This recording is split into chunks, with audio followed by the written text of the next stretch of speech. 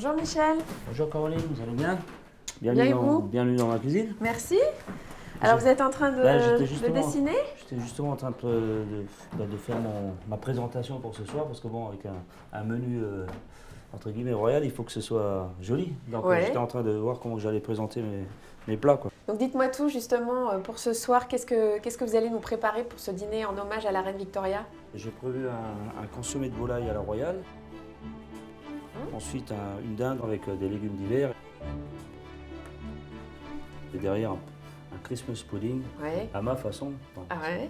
C'est pas beau ça? Bah si, on va se régaler avec nos invités. Bah super, super, je sens l'esprit anglais et en même temps la gastronomie quand même de Michel Roth qui s'exprime. Et quelle gastronomie! Meilleur ouvrier de France, 11 ans de règne sur les prestigieuses cuisines du Ritz à Paris, Michel Roth, c'est l'excellence de la gastronomie française. Pour concocter le menu qu'il nous propose ce soir, il s'est plongé dans des dizaines de livres de cuisine britannique de l'époque victorienne. Des centaines de recettes, une touche de génie et des produits qui réveillent les papilles. Donc là, le principe en fait de votre entrée, ce consommé de volaille et du plat, donc de la dinde, vous utilisez le même produit. Chose, c'est le même produit, c'est la dinde, la vedette, mais avec cette dinde, on utilise tout. Déjà, on va la pocher, donc on va pouvoir faire le consommé avec, mais on utilise aussi les intérieurs, les abats, le cœur, le foie. D'accord, donc pas de gâchis, on est dans l'esprit de Noël, on utilise tout de la tête aux pieds. Et voilà, et comme c'est pour une grande famille, la convivialité, donc moi je dis, il faut tout utiliser. D'ailleurs, la reine Victoria, justement, aimait ce principe des grandes tablées, elle voulait réunir toute sa famille autour d'elle. Elle aimait les consommés, elle aimait les dindes rôties, elle aimait également les Christmas pudding, donc je pense que vous êtes bien restés dans l'esprit. Bah voilà, on va lui rendre hommage, à mon avis, comme il se doit. Hommage d'abord à celle qui nous a légué notre tradition de Noël. C'est elle qui en a inventé les rituels qui, chaque année, font de Noël une fête. Elle, c'est la reine Victoria, la plus grande souveraine que l'Angleterre ait connue. Couronnée en 1837, elle a régné sur l'Angleterre pendant 64 ans. Elle détient le record du règne le plus long de l'histoire. Avec Paul Albert de Saxe-Cobourg-Gotha, la reine Victoria incarne la famille modèle, une union heureuse et de nombreux enfants. D'ailleurs, c'est en famille qu'elle imagine le décorum de Noël.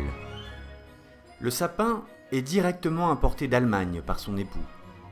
Les cartes de Noël, elles, sont fabriquées selon des technologies nouvelles, à plusieurs millions d'exemplaires.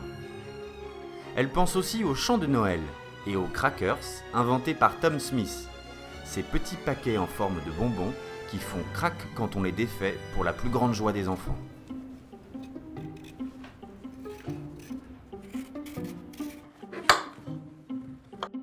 Maintenant que les légumes sont prêts, on va s'occuper de notre belle dinde.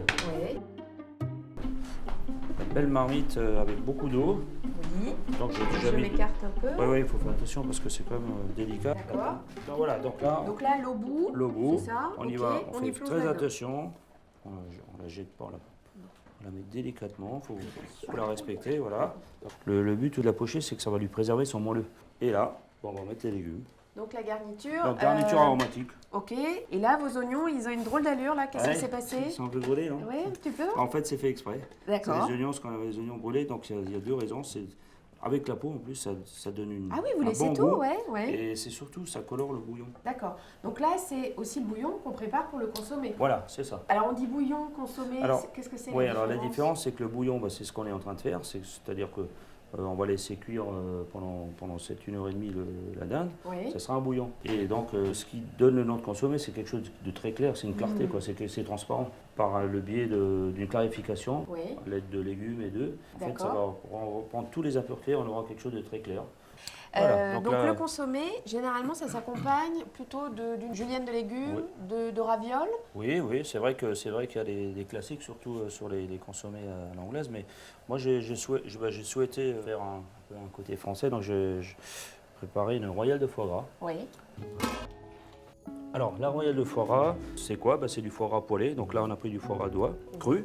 Donc je l'ai fait revenir à la poêle pendant quelques minutes, juste pour le colorer, pour le saisir, pour qu'il ait plus de goût. Ensuite, j'ai fait chauffer du lait avec de la crème. Tout ça dans un mixeur, on y rajoute des œufs, on passe par un chinois établi, et ensuite c'est cuit dans un plat, à une certaine hauteur, au bain-marie, au four. à 80 degrés pendant 25-30 minutes.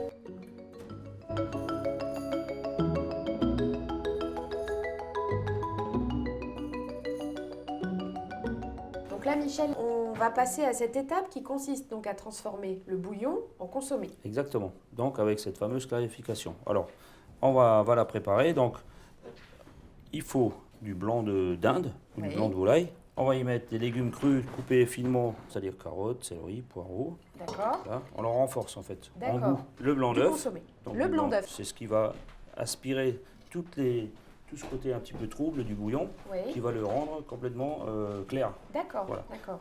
Donc Il aura là, toujours sa couleur foncée qu'on aime bien, mais il sera clair, limpide, on voilà, verra à travers. transparent. Voilà, Caroline, Oui. un peu de gros sel. Ok, donc grosse une bonne poignée, pincée, ouais, bonne comme ça. pincée, comme ça là. Et encore une deuxième. Que ce soit un peu relevé, il faut que nos invités sortent, il faut que ça gratte un peu là. Bon, voilà. Donc là, Donc on va là, s'occuper de la dinde. on va s'occuper de la dinde. On va sortir les légumes d'abord. Voilà, comme ça, ce sera plus facile pour retirer La bestiole. la bestiole. Ça sent bon quand même. Hein.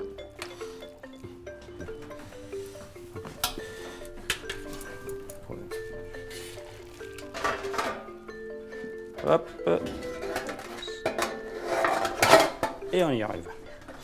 Impeccable. Elle est fière, hein. Elle est fière, hein. Elle est comme C'est nous. magnifique. Ah ouais, elle est belle. Waouh. Alors là, ce qui va être sympa, c'est justement sympathique, c'est qu'au niveau des suprêmes, c'est vraiment moelleux. Ouais. Touché, on sent qu'elle est super moelleuse. Et ça, c'est la cuisson au bouillon. Au bouillon. D'accord, donc En là, on deux la fois. laisse reposer. Voilà, on la c'est laisse ça reposer. On lui fait quelques câlins, comme ça, et elle va bien. Bon, vous voulez vous remettre juste Alors, je remets où? là-dedans, D'accord. sans vous voler. Hein. Ouais. Je vais essayer de faire comme ça dans le coin. Oui, c'est On ça. remue, hein. Bah, je sais pas trop où là. Hein. Voilà, allez-y. Ok. Non, mais un peu Maintenant, on partout. remue Ah plus. non, je remets plus, ok. Maintenant, on laisse cuire. Donc là, le Donc- blanc est en donc- train de remonter. Donc là, ça va cuire tout doucement, donc tout va remonter. Ça va faire comme une couronne épaisse. Oui. Et en dessous, normalement, le bouillon, il n'est plus un bouillon, ça devient un consommé, parce qu'il sera clair comme l'eau de roche.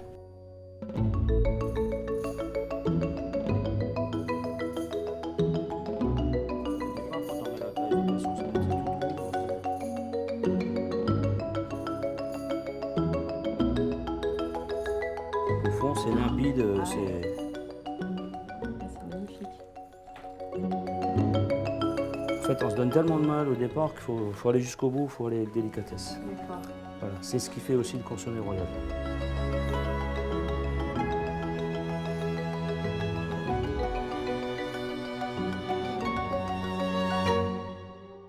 Au XIXe siècle, le consommé est une entrée très à la mode. Sur la table de Noël de la reine, il a toujours sa place. Quand les repas de Noël ont lieu au château d'Osborne, le lieu de villégiature de la famille royale, ils se préparent longtemps à l'avance. Et comme on sait que la reine a un bon coup de fourchette, c'est un train qui, de Windsor à l'île de Wight, achemine viande rôtie, poisson, tortues, raisins, pudding, des centaines de kilos de sucre et bien sûr des dindes. La dinde est importée des Amériques au XVIe siècle. Au XIXe, elle a conquis toutes les grandes tables d'Angleterre. Un des plats préférés de Victoria serait, dit-on, une grosse dinde farcie avec un poulet, lui-même farci de bécasse, elle-même farcie de caille. Le tout dans une grosse tourte. Donc on va la désosser. On peut prendre Donc ça va, elle est bien cuite. Elle est très bien. Ouais, la belle couleur, la couleur qu'il Elle faut. est très très bien. Je vais lever les suprêmes. Mhm. On passe bien le long de l'os. Elle est belle, la chair, elle est bien blanche, elle est moelleuse. Ouais, Elle était toute ouais, juteuse. ouais. Mais ils sont énormes les suprêmes là. Ah, ils sont beaux, C'est hein. pas pour une personne, j'imagine. Non, non, non. D'accord, donc vous allez les recouper Ah oui, ensuite. oui, D'accord. bien sûr. Pour ces... Je vais les poêler Mhm. et ensuite je vais les tailler en aiguillettes. Et donc, pas de farce? Ah, si, une farce, mais justement une farce aussi qu'on va faire séparément. Parce Oui. qu'en Angleterre, quand même, ils utilisent toujours beaucoup de fruits dans leurs plats, beaucoup de sauce aigre doux. Et donc j'ai quand même pensé à une farce plutôt végétale, mais avec beaucoup de fruits. Il y a des figues, il y a des raisins. On est là? Ça vous Alors, va? le beurre Oui. en pommade d'abord. Ensuite, avec Donc, le beurre, la pâte. la pâte spéculoos. Voilà, oui. Moi, je commence à avoir faim. Hein. On va commencer à mettre tous les fruits.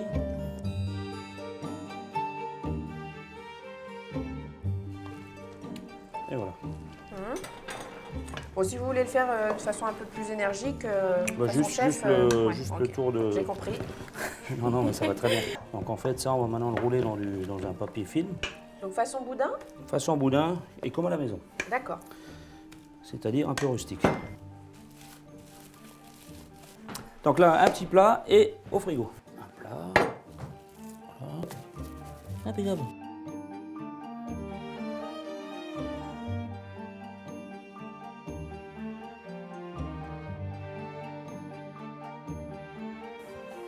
Donc là, Michel, nos invités vont arriver. Ah oui, donc il va falloir quand même s'occuper de l'entrée. Oui. De notre consommé avec la royale de foie gras qui est au four. Oui. Donc on va la sortir. Voilà. Ouais, donc on va dresser les assiettes déjà.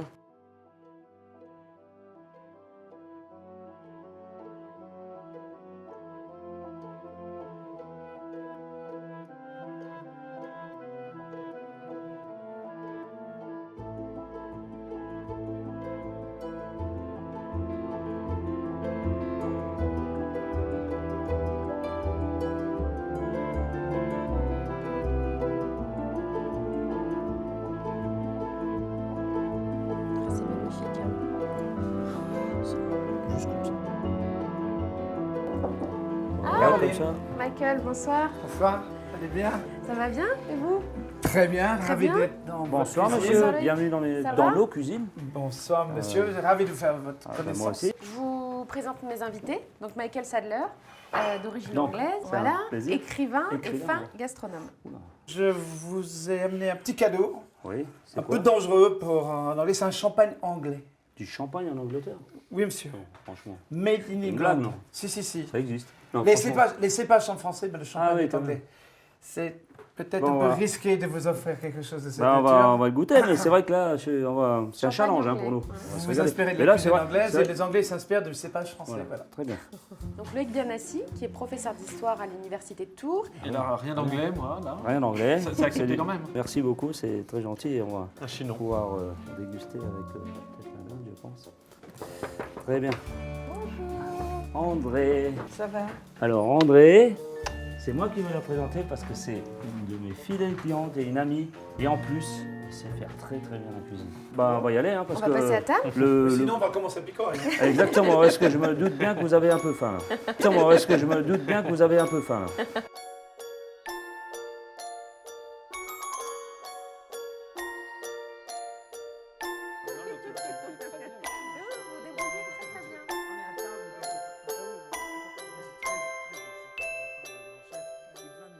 Pas tous les jours qu'un grand chef nous prépare un repas et nous sert. Bonsoir. Rebonsoir. Le consommé est brûlant, il est très très chaud. Parfait. Servi avec une royale de foie gras, donc ça c'est ma touche personnelle. Ça veut dire que la reine Victoria ne mettait pas de foie gras. Elle ne mettait pas de foie gras, elle ne mettait pas d'estragon. Elle mettait des légumes. Bon, on va passer aux choses sérieuses. Parce que On va lui faire honneur, nous aussi. André, il lui fait honneur. Donc je vais vous Avec, servir. Alors il faut qu'il soit bien brûlant le consommé. Ça c'est très On va regarder important. la couleur. Voilà, donc là je vais servir. Donc au sujet du consommé, justement, je lisais dans le guide culinaire du célèbre cuisinier Escoffier, il donnait 150 recettes de consommé. Visiblement, à cette époque, le consommé était une entrée très Oui, donc, privilégiée. oui, c'est ça. des Enfin, étapes c'était une princières. des étapes un peu obligées de cette cuisine bourgeoise où, en effet, ça figurait sur tous les menus. Et si on parle de l'Angleterre victorienne, le consommé le plus prisé, c'est le potage de tortue. Il y avait aussi ce qu'ils appelaient alors je ne sais pas exactement comment traduire ça, la fausse soupe, la mock turtle, Mock turtle soup. Ça veut dire que c'est une fausse soupe. qui était à faite la avec du tortue. veau, en fait. Ouais. Ah oui. Mais qui était finalement devenue une autre institution. Est-ce que ça vous plaît? Il est délicieux. Sans vouloir replacer la gastronomie française au centre de tout ça, à l'époque, au 19e siècle, il semblait que la gastronomie française rayonnait sur toutes les tables princières et royales, et même les menus étaient en français, enfin consommés, on le sent, cités tels quels. Finalement, les mots étaient en français. Ça, c'est que sur le vocabulaire gastronomique, la langue française, et c'est toujours le cas. Toujours le cas, toujours le cas. Et dans le grand livre de cuisine 19e de Mrs. Beeton, Mrs. Beeton's Book of Cookery, là, il y a énormément de recettes avec beaucoup de mots en français. Le vocabulaire très très français. Et le foie gras était déjà présent sur ces menus? C'était un des produits qui fait partie de la grande cuisine française dès le début du 19e siècle. Donc à travers ça, je pense qu'on en trouve aussi dans les... après, que ce soit quelque chose de courant, ça je pense pas a priori, justement exactement dans les menus. Michel, je pense qu'il va être temps d'aller préparer notre plat. C'est vrai qu'on est très bien avec vous, mais là il va falloir qu'on y aille. C'est dommage, on aurait bien vous suivre, mais ça va rester à table. Ça va valoir la peine, vous allez voir. On y va quoi. À tout de suite. À tout de suite. En Angleterre, avec un consommé, on sert souvent un et puis on le met même dans le consommé. Comme en Auvergne alors. Donc là on va faire une suprême. Donc là, l'idée, c'est pas de les recuire forcément. Ils sont déjà cuits, ils sont cuits moelleux. Bien juteux, c'est de les colorer, de les faire qu'ils aient un goût de poêlé, de rôti. C'est pas mal. Ah ouais. C'est beau, hein. Ah oui, là, on retrouve la vraie peau de volaille rôtie, quoi. Et donc là, hop, on enroule. Ah, c'est super comme technique. C'est vrai qu'on a l'impression qu'elle a été rôtie au four. Et au niveau du goût, ça va même pas se ressentir. Ouais. Par contre, ce qu'on va retrouver, c'est ce moelleux et ce juteux qu'on n'a pas toujours quand on fait rôtir la dinde entière dans le four.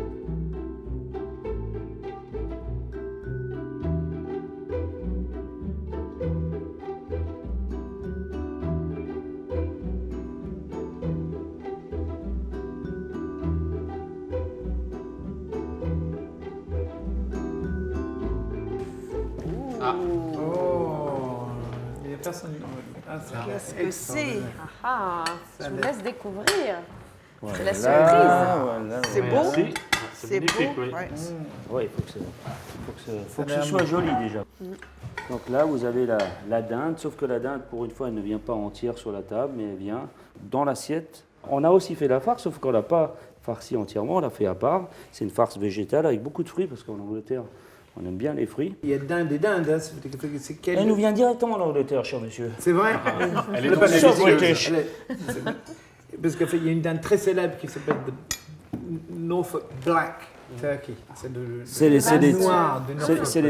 les toutes grandes, là. Je vais vous dire toutes grosses. Mais pour Noël, en Angleterre, en ce moment, les dindes de Noël sont souvent absolument immenses. Une espèce de rivalité entre les ménages pour savoir qui a la dinde la plus grosse. Ça fait des dindes qui font 10 kilos. C'est des combats de dinde, en fait. C'est des combats de dinde, oui. Et c'est épouvantable, mais psychodrame, parce qu'on achète des dindes qui sont immenses et on se rend compte le matin de Noël qu'on ne peut pas mettre la dinde dans le four. Donc il faut chercher quelqu'un qui a un four assez grand pour accommoder la dinde. Bon appétit. Merci beaucoup.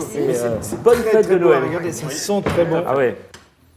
Et la petite sauce brune. Alors ça a été fait avec les coups, les ailerons.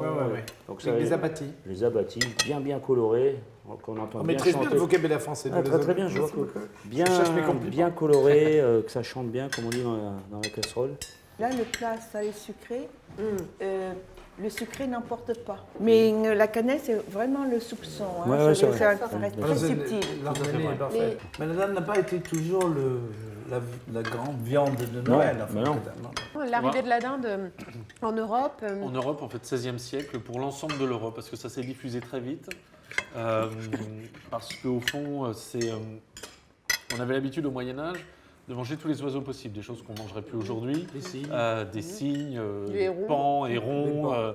Voilà. Donc finalement, un oiseau supplémentaire, ça ne posait pas de souci. Et la première dinde de Noël, ça doit être, à tester sur une table royale, ou plutôt impériale, ça doit être début 18e siècle, première moitié du 18e siècle, Charles VII.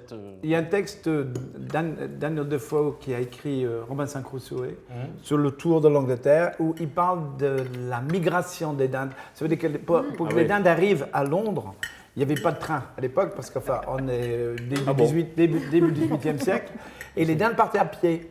Il y avait des troupeaux de dindes, des troupeaux de 300 à 1000 dindes qui partaient à pied, et ils faisaient ce voyage qui est assez long, de Norfolk jusqu'à Londres à pied. Oui, quand même, oui. Ouais. Et puis, combien de kilomètres à peu près? Oh, ça doit être 300.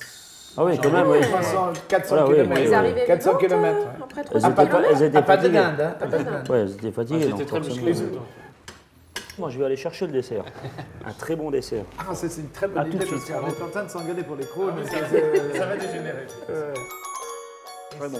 C'est très bon. C'est très simple.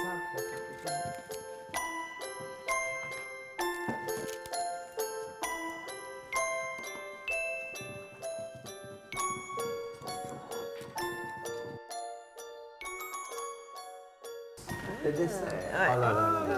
Et voilà le dessert. Un Christmas pudding. Yes. A real Christmas pudding. Voilà. Et là, c'est une préparation pour un petit... Alors ça, c'est du sucre cassonade que j'ai déjà imbibé avec du Grand Marnier. So British. So British. Est-ce qu'on a alerté les pompiers? Oui. Tout dépend si je mets tout ou si je mets que la moitié. Est-ce qu'on peut se retirer un tout petit peu? Oh non. Oh. Est-ce qu'il y a un ingrédient qui est absolument essentiel, qui est un tout petit peu l'ingrédient, qui est le ciment dans la cuisine? Est-ce qu'il y a la graisse de rognon de bœuf? Oh, il n'y a pas la graisse. Je voulais de pas en rognon. parler, mais j'en ai pas mis. Et comment est-ce que ce pudding tient debout s'il n'y a pas la graisse? Mais c'est ça le liant, en fait. Avec un repas où on a déjà eu du consommé, on a déjà eu la dinde. Je me suis dit, je ne vais pas encore rajouter. Un petit peu Donc, de graisse de rognon de bœuf. j'en ai pas mis. Qu'est-ce que c'est? Donc il y a C'est- du pain de mie, il y en a beaucoup. Donc on a monté ça par couche avec tous les fruits et un petit appareil quand même un peu à la française avec des œufs, de la crème, mais très peu, très peu.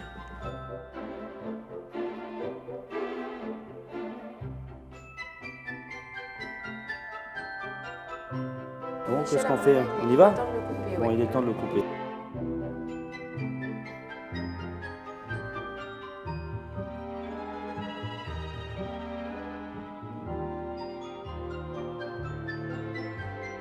J'aime beaucoup le pudding anglais, évidemment parce que c'est un goût, comme je dis, proustien, c'est la Madeleine de Proust, les Anglais, le goût de Christmas pudding. Et c'est très très lourd, très dense, très noir, beaucoup de fruits secs, beaucoup de cassonade et beaucoup d'alcool. Et là, il y a toute une panoplie de goûts différents, c'est très très bon. Et le pudding tel qu'il était servi à l'époque de la reine Victoria, c'est celui que vous avez encore aujourd'hui ou il était très différent de comment il était servi à l'époque? Au moment du règne de Victoria, c'est le moment où se stabilise un peu le pudding. Parce que ça remonte au Moyen-Âge, si on veut, le pudding. Et d'abord, il y avait de la viande dans les puddings à l'origine. Donc ça s'est transformé progressivement, on va dire. En tout cas, l'idée qu'on se fait du pudding traditionnel, c'est en effet l'époque victorienne. D'ailleurs, et la première fois qu'on parle de Christmas pudding, c'est en 1845. C'est la première fois que cette expression est employée, en fait. C'est l'époque de Dickens. Exactement. Christmas Carol, quand il voit sa femme, comment il s'appelle Ebenezer Scrooge. voit venir sa femme avec le pudding dont il vante la parfaite sphère et le... Et les fêtes de Noël à l'époque de la reine Victoria, il y a des choses qui sont mises en place à cette époque. Hein. Ici, vous lisez Christmas Carol, en fait, le Scrooge, l'avare, qui est très méchant, a ses visions de Noël passé, de Noël présent et de Noël, enfin, à l'avenir, et il voit les fêtes de Noël qui correspondent vraiment aux fêtes de Noël actuelles, c'est-à-dire avec le pudding, avec une dinde si possible, avec des décorations, avec un arbre de Noël. Donc enfin, les traditions de Noël datent de l'époque victorienne. Et toutes les cartes de Noël en Angleterre en ce moment donnent une vision victorienne de l'Angleterre. C'est toujours des petits villages, des chaumières, de la neige, etc. Bon alors, est-ce que selon vous, on a réussi avec ce repas à honorer la reine Victoria? Je ne sais pas si le bonheur c'était quelque chose qu'elle cultivait, la reine Victoria. C'est aussi le plaisir. Je pense qu'elle aurait eu peur de dire qu'elle avait pris du plaisir, mais c'est certainement en secret. Lorsqu'elle montait dans sa chambre et puis elle sortait son tricot pour lire la Bible, elle s'est dit quand même la soirée était plutôt agréable. Avec nous ce soir, Avec elle nous, aurait ça été va. heureuse. En tout cas, nous, on est très heureux et je vois que vous avez tous là un grand sourire. Ah oui, Je sens que vous êtes c'est heureux délicieux. et quand vous êtes Délicieux, heureux, très nous sommes impressionné heureux. et puis très reconnaissant. évidemment, ce qu'on fait toujours en Angleterre, mais je ne peux pas vous demander ça parce qu'on est en République, enfin, pendant le repas de Noël, on regarde toujours le discours de la reine à la nation. Ouais.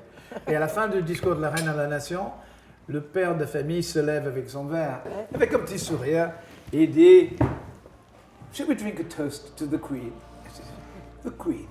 Yeah, yeah, yeah. Voilà. C'est ça. C'est ça. Ah non, mais c'est... on aura presque une tristesse à être en République. Oh non, pas du tout. Non.